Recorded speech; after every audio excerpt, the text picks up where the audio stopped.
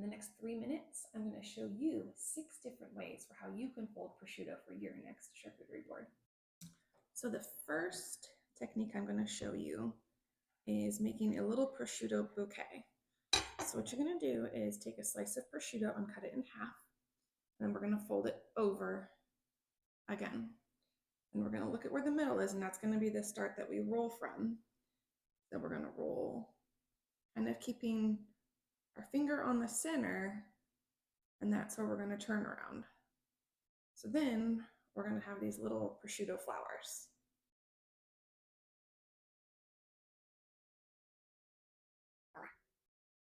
So the next way I'm going to show you is just to build up a little prosciutto ribbon. So we're going to take one end, we're going to fold it over and go back and forth like a little fan or a little accordion, like that. And then we're just going to kind of prop it up like this.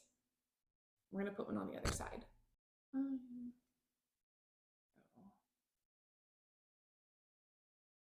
and forth. Kind of up.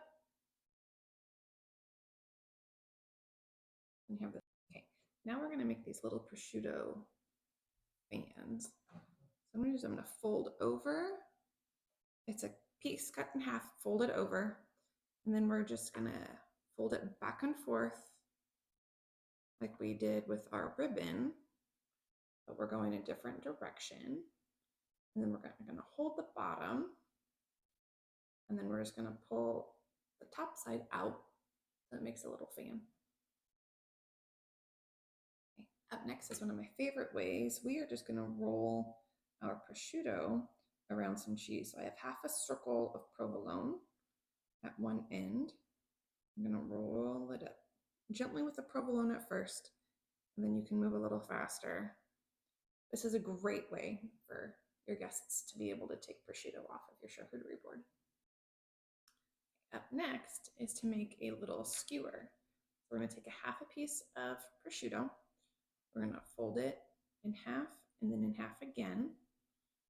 Take our little skewer, poke it through the center. We're going to pair it with a piece of cheese. This is Gouda. And then we're just going to finish it with a little ball of cantaloupe on the end, because prosciutto and cantaloupe is a classic combination. So you can use toothpicks or these little skewers, but it's another cute way. When in doubt, if you're having a hard time with your prosciutto,